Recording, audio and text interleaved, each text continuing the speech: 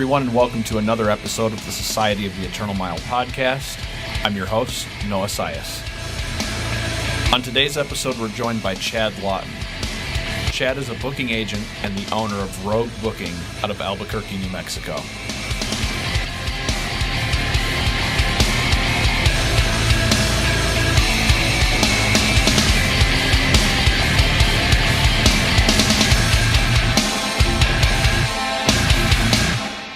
Make sure you're following the show on all social media, Facebook, Instagram, and Twitter, all of those at SOTEM Podcast. Subscribe to the show on whatever platform you're listening on. You can find the show on Apple Podcasts, Stitcher, Google Play Music, and YouTube. Also, don't forget to check out the show's Patreon at patreon.com/SOTEM Podcast. Lastly, don't forget about the two tours starting this week with two of our previous guests. You can catch Josh Bearden with Distinguisher on the Fight Riffs Forever 2 tour, November 18th through December 1st. And you can also check Adam Roethlisberger with Archaic on tour with Exhumed, November 15th through December 8th. Check social media for dates. If they're coming through your area, stop on out to a show and show your support. And don't forget to tell them that you heard them on the podcast.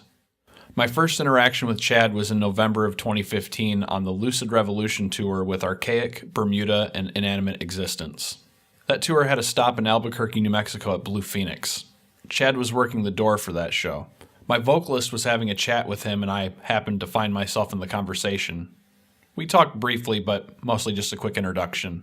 At the time, I didn't know he was a booking agent, and about a month and a half later, Chad had booked the Macho Man Tour Part 2 with Bermuda, Demolisher, Invoker, Aminals, and Anna Saphira. To date, that's probably one of my favorite tours I've been out on as a headliner. I haven't had the opportunity to work with Chad since then, but he's definitely been busy. I haven't had much of an opportunity to talk with him candidly, so this is actually my first time being able to do so. So here's my conversation with Chad Lawton.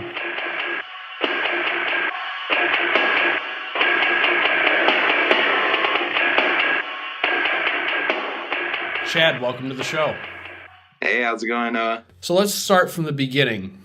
When did you first start going to local shows? I think back in 2002, I went to my very first show. It was with a couple of buddies from my middle school that were into music, and they kind of got me into it. But I saw Static X with El Nino and Machine Head, and it was I don't remember what tour it was, but they used to come all the time together. And then I don't know, ever since then, I just kind of started slowly going to shows more often and did whatever I could when I was 14 years old. And I went to as many shows as I could. And I think my very, very first hardcore show was, I saw It Dies Today with Walls of Jericho, Martyr AD, and Bleeding Through. And it was, I believe it was in 2004 at the Launchpad. After then, I got kicked in the face at that concert, and I came home and my mom asked me what happened, and I told her that I got kicked in the head by this hardcore dude, and she was like, well, it looks like you got jumped. And I didn't get jumped. I just got kicked in the pit because I was just standing there. I didn't know what hardcore dancing was. And I don't know, ever since then, just the adrenaline rush of something extreme like that made me want more. How was the scene back then? It was definitely big. Ever since then, our local scene was really strong back then. It still is. It's just not as popular as it used to be.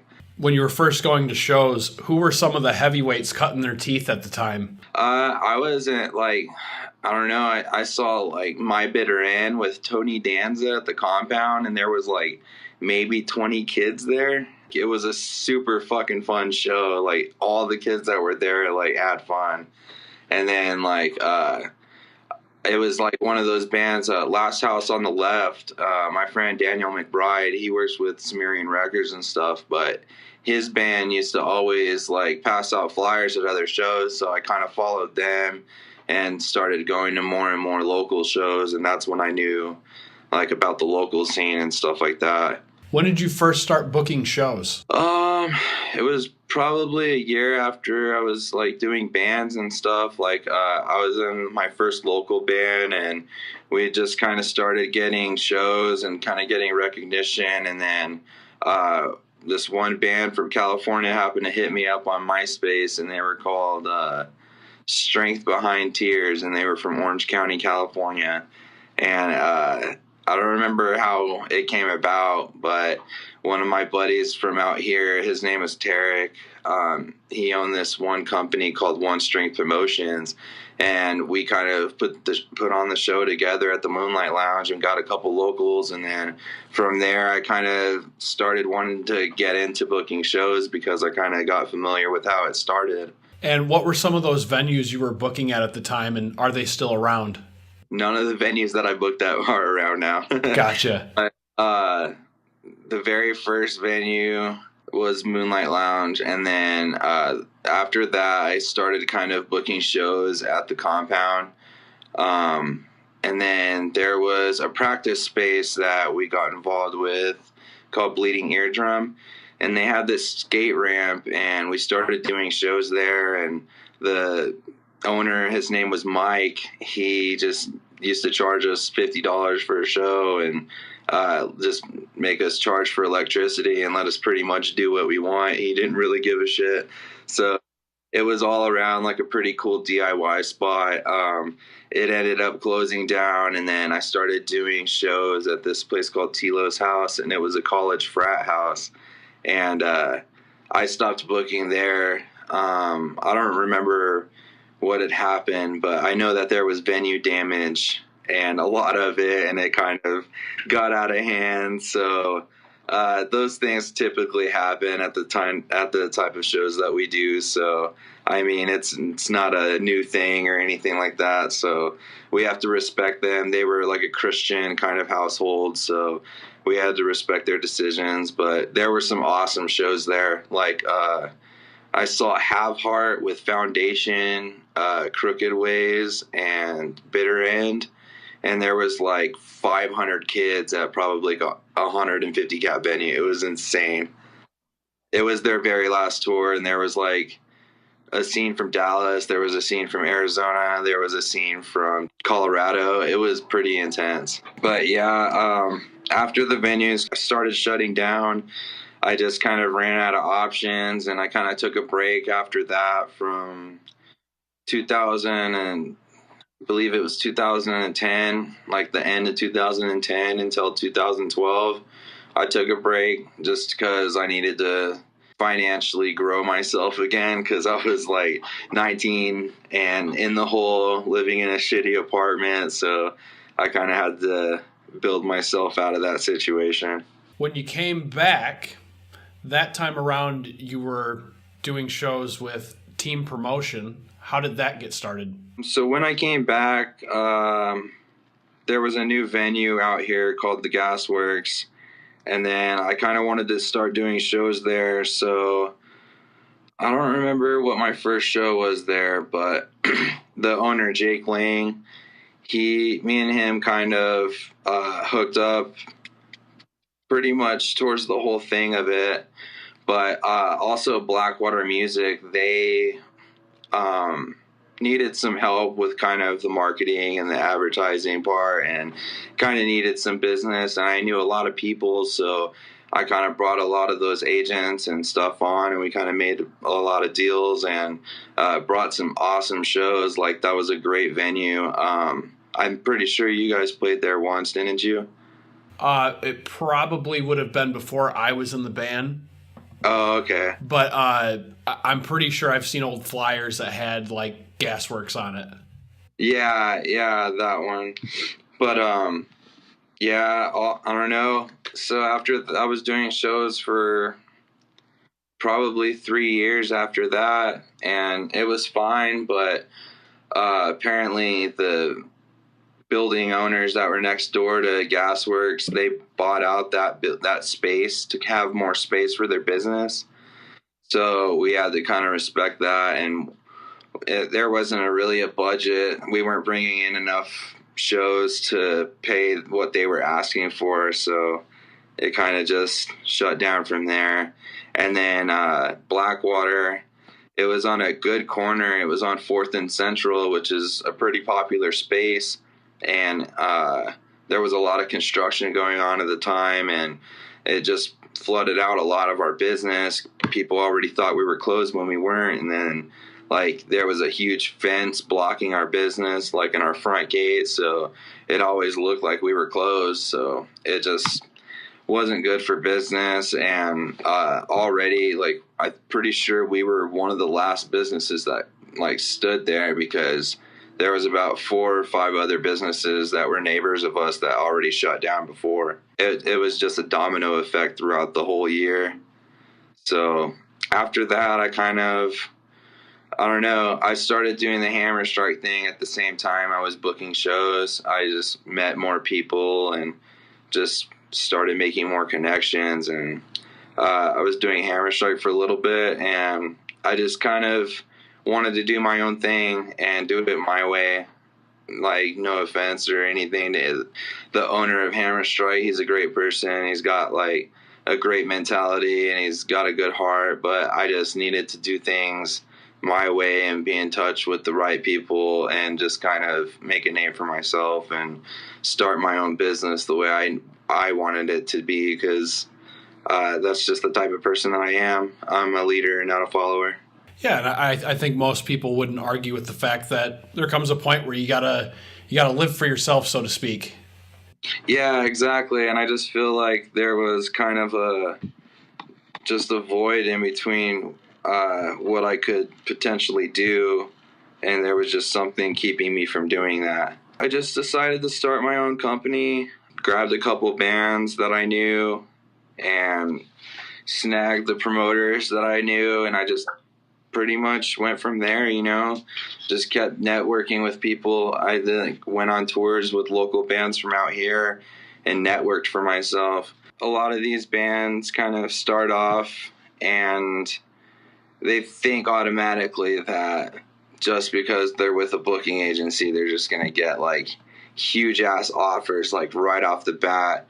When honestly, I look for bands that kind of market themselves out there, like, get themselves out before they get into something like this, because I can book anything, I can sell anything, but it's hard to get big shows without a market. Like, it's hard. Promoters rely on these locals these days to really push these shows for them, because it's like, we're not getting any younger. So it's really hard, because as we get older, we become less social with our local community. And it's not because we hate them or we dislike anyone. It's just because we don't know them. And I mean, eventually you grow on and you meet people and stuff. But I feel like a lot of bands these days just think they can go out on tour and bring 100 kids and they just deserve a lot. But it's totally not like that. Like, get yourselves out there, network, meet people, and then talk about a tour, because then you have somewhere to go and you have people that are going to come. So I don't know. I that's one of the reasons why I stopped doing local shows, is just bands don't want to promote, and it's just a really hard business.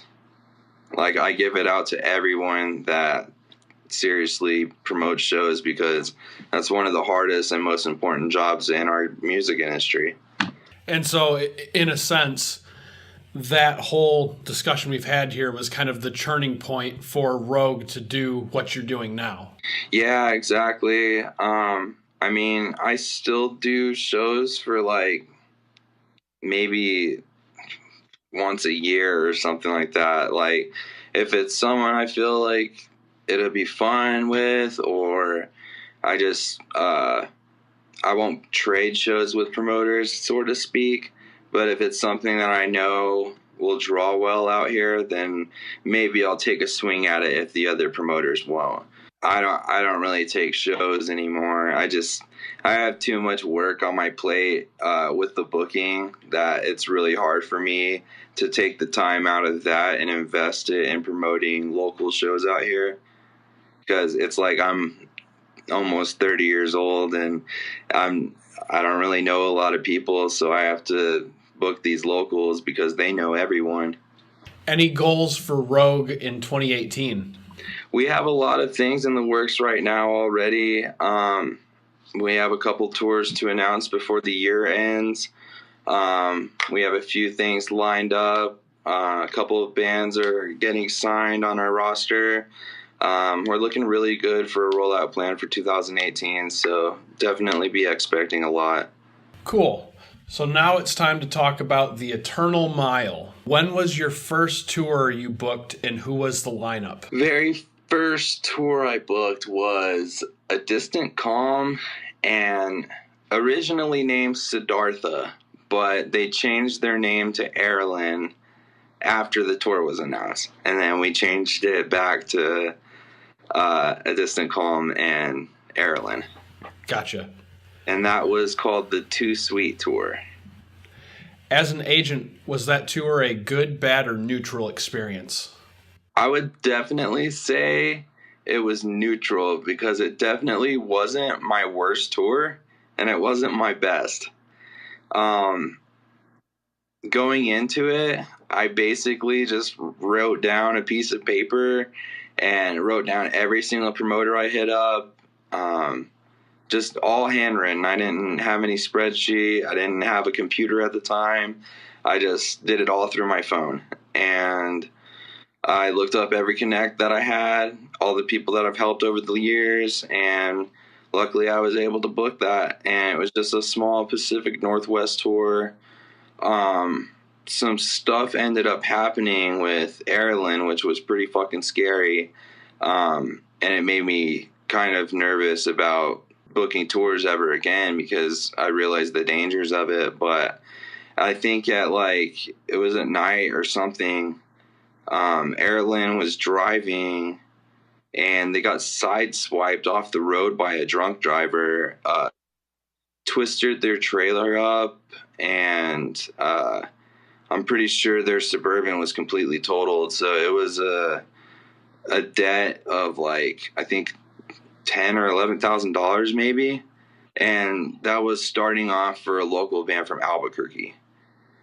So, and they're back up making new music. So for them to kind of come out of that situation from having nothing and going on a tour like that, it just was really eye-opening. And it's I need to either take this more serious, or I just need to not do it at all.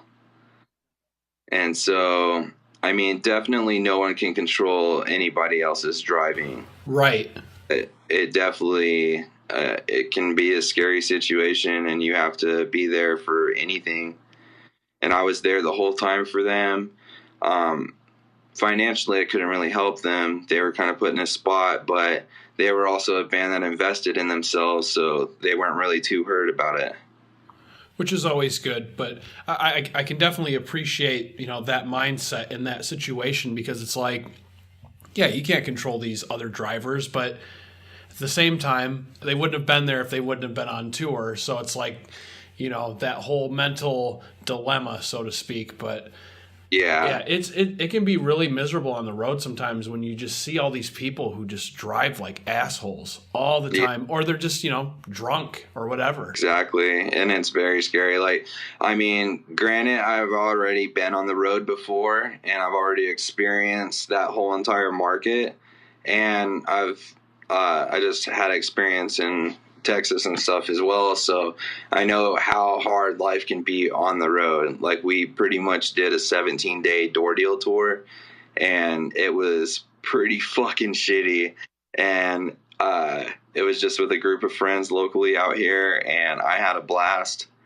We were broke, and we played in front of a bunch of strangers, but we met a bunch of friends, visited a bunch of places that we'd never been to, and that's really what it's all about. If you had to guess, how many shows have you booked to date? I don't know, man. I've done 50 tours for sure. Most of them were probably 15 dates. And then there was a few that were 30. So, shit, man, probably at least a good under 1,000, probably, I would say. What are some of your favorite markets to book in? Definitely Massachusetts is fun. Detroit always kills it for us. Philadelphia is really good. Arizona is pretty good. And then Upland, California, they always do well on our shows. San Jose markets, they always do good. Texas always kills it too. What's one of the most random locations you've booked? I know Sabella played like a farmhouse or something. Like they literally played a barn, and it was the Born Anew tour. It was when I don't remember. I think it was Tyler that booked it, but it was for Marikai Booking, and it was at some farm barn, and I guess kids were just fucking wrecking that barn. But it was just in the middle of nowhere, and apparently there was like 100 kids there or some shit. Really good turnout and some fucked up barn. Can't ask for more than that, I guess. Right. Any markets you find difficult to book shows in? Oklahoma. Right off the bat, man. It's not that their promoters are bad. It's just their market's really hard. I understand that they have very limited for shows and stuff, like in our kind of demographic. Like if it's something that's really popular right now and will do well, they'll probably book it. But I don't think they're a market willing to take too many risks. Yeah, and I would agree with that, again, just because like a lot of the population is centralized within the state. Mm-hmm. You know, so it's like literally Oklahoma City, and then what else would there be there? Tulsa? Yeah, like you'll get a couple kids from Tulsa, you'll get a couple kids from Fort Worth, Dallas, you'll get a couple kids from Amarillo.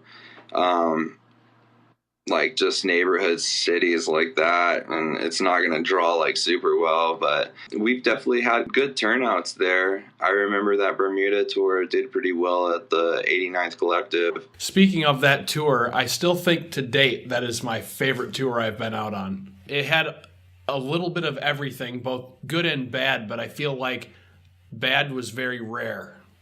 Mm-hmm. Very, very rare. We were playing for...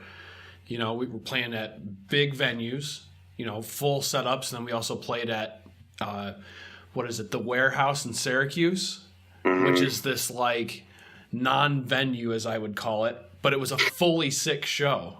It's always crazy how like you can have the craziest venue with like the biggest stage, the best sound, and you could even have a lot of people there. But there's something about those non-venues or small venues that just really, I don't know, just does it for me.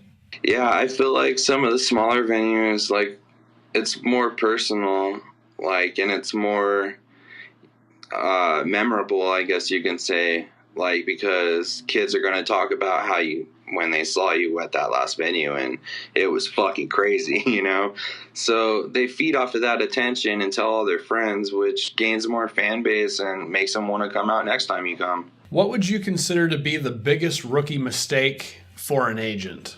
I've made plenty of rookie mistakes. Definitely keep your mouth shut. Don't talk too much shit to like the wrong people, because it can definitely affect your career. Definitely learned that from a couple people, but it was nothing that really kept me from booking. It was just more like a reality check, I guess you can say.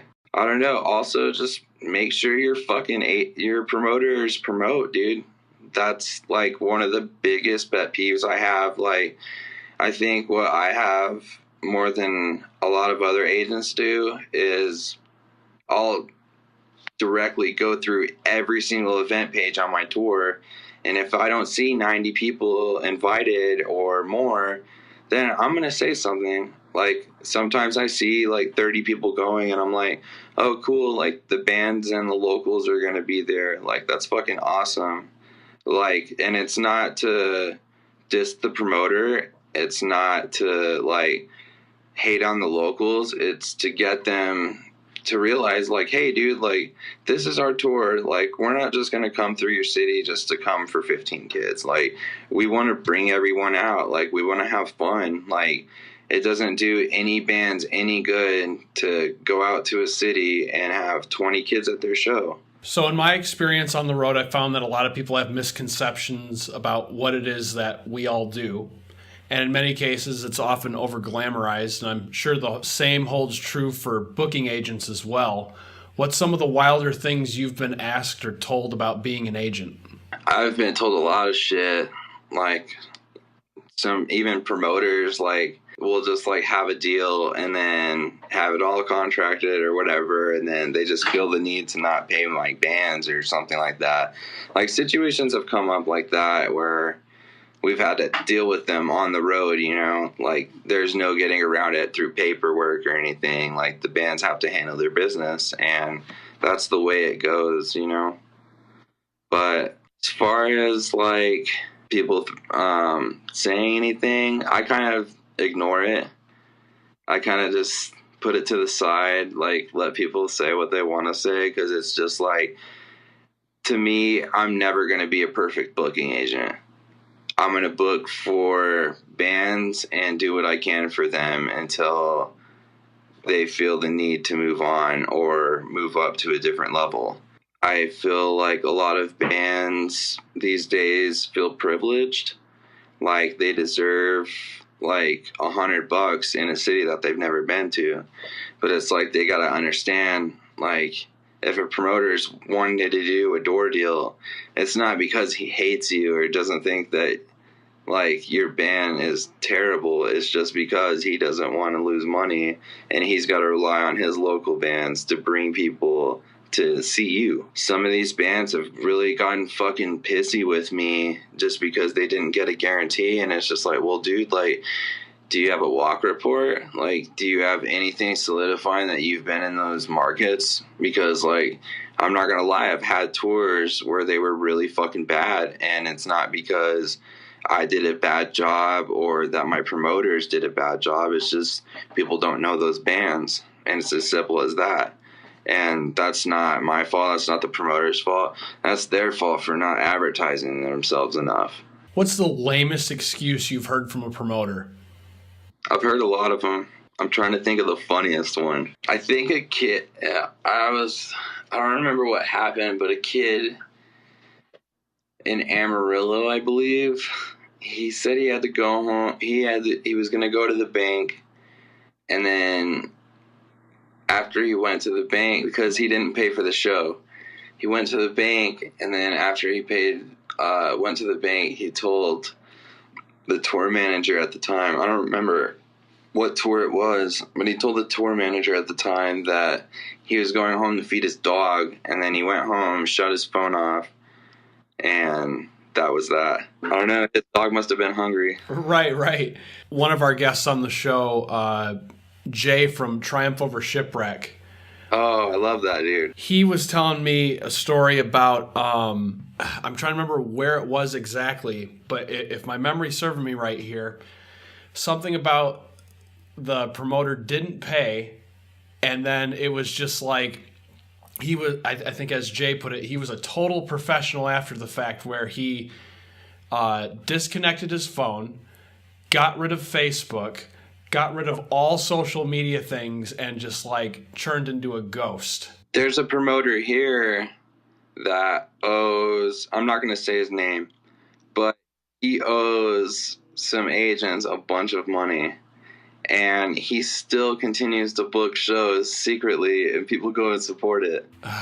Man, no. Like, he screwed over Vanna and Capsize, and he was at the show when he knew that he screwed him over, and told the venue owner not to tell the bands who he was, because the bands don't know what he looks like. So he was there the whole fucking time, and the bands went to his house, and they were waiting for him at his house. And, like, he never showed up, but he was at the show the whole night. Oh, my God. Yeah, and I just couldn't believe it. And I was just like, man, like, I'm not friends with the dude just because it's like, man, you owe my fucking friends a lot of money. money, and it's like, I know what it's like as a booking agent to be fucked over and your bands be mad at you because it's like $600 or fucking, I think it was like $1,500 for them, but still, like, that's a lot of money, man. And like, he did it to a couple of good agents out there that don't deserve it, and it's just like, man, like, if you fuck up, then pay, dude. Like, pay out of your pocket. I worked very hard throughout my career, and I didn't fucking screw over barely anybody, dude. And I always paid up, and that's just something you have to do. And if you don't pay up, then disappear. Ghost yourself. So you've kind of touched on a few of these throughout the episode, but let's kind of like bring it back in a little bit. I'd like to hear your advice to a few groups of people, and let's start with other agents. Definitely, if you're working with other agents, don't expect their band's money, because there's a lot of agents out there that don't really get how other agencies work. It's like we all build each other's bands up by helping one another, not commissioning off of everyone just because you did that tour. Like with our tour, I kind of was pissed off because I knew that I wasn't getting any money from Bermuda, and that was a lot of commission, and I just was young. I didn't understand at the time, and then I totally understand after that. And you know what? We're gaining recognition off of these bigger bands, so we need to work for it. Work hard for it, because it's like not about the money. It's about building these bands up and really doing stuff with them. You know, these lower bands are going out, and some of these bigger bands need the lower bands to kind of pick their hype back up. You know, like with the Terror Knocked Loose thing. Like, I think it's a great idea. Terror's fucking like definitely that legendary hardcore band. And then you got Knocked Loose, and they're fucking killing it right now. Like, why wouldn't you want to tour with a band like that's bringing hundreds and fucking thousands of kids now? Like, I would want to tour with that. Just make sure your promoters are promoting, make sure you're getting contracts, like, make sure you're updating spreadsheets with other agents, like, make sure you're nice with the people that you're working with, because that can also be an issue, like, throughout the whole tour. Like, I've definitely had some troubles working with some of the agents over the years, like kind of picking up their slack, and just communication barriers, like, can be very frustrating. So I don't know. It's all about who you work with. Like, every agent's totally different. You're never going to get the same agent that works the same every time. Markets change. There's new promoters all the time. There's other people that want to go through different people. So you all kind of have to compromise and work together to make a solid tour. Like this last tour, it was the first tour I've ever done with Josh White from State of Mind Touring. And it was fucking awesome working with him. Like, it was really smooth. The communication was there. Everybody was on top of everything, and it turned out solid for everyone. All the bands were excited. It seemed like all the shows had 50 people or more. Like, so that's not bad, dude. Like, I'm happy with that. I think that's a success. What advice would you give to bands looking for representation? Definitely build yourself before you sell yourself, I guess you could say, because it's really hard to just take something and create it out of nothing. Like, I've done it in the past, and it's definitely like been one of my recognized things, you know. Like, I'm definitely bringing up these bands that were at once not really relevant, and definitely work on that. Book yourself.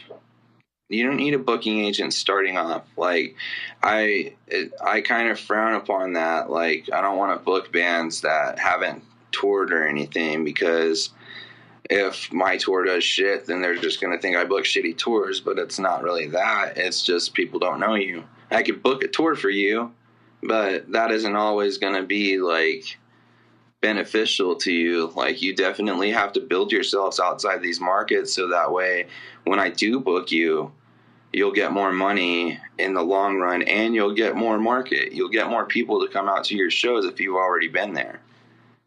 And a lot of bands go out to a lot of markets. Like sometimes we have to hit secondary markets on these tours, and not a lot of people come out, but that's just because you've never been in that market. And that's something you have to work on and build, build friends, tell them to tell their friends about you, like that's how it works. Like just build yourself before you just try to branch out like that.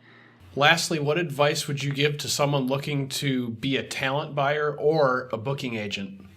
As a promoter, definitely make sure your bands are taken care of and make sure you're respectful, because that definitely shows your personality, and it definitely shows a good character. And a lot of booking agents look at that and they build relationships with these people and go through the same people if they had a successful show.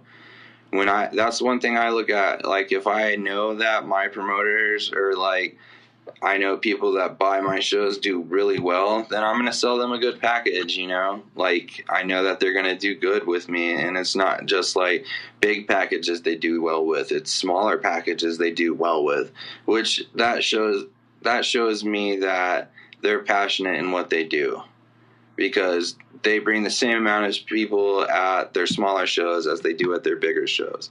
So that just shows they care, whether it's a big tour or a small tour. And as for talent agents, definitely go on the road and experience things before you just try to dive into it. Network with people. If you think you can just start out and just hit people on Facebook and stuff, it's not really going to work out too much in your favor, because nobody's really going to know who the fuck you are. And I feel like a lot of people just kind of come out of the bloom just being Facebook famous or whatever, and just start being booking agents. And it's just I don't know, if you don't know the road and you don't know what the tour experience is like, then how are you going to know what your bands are going through when you put them out on the road and they go through situations? You're going to have experience and figure out what we can do, and how some situations can get really out of control, but the booking agent can be in control of it if he knows what to do. You know what I mean? Chad, thank you so much for being on the show. Best of luck moving forward with Rogue, and hopefully we'll talk again soon. Awesome, man. Sounds good.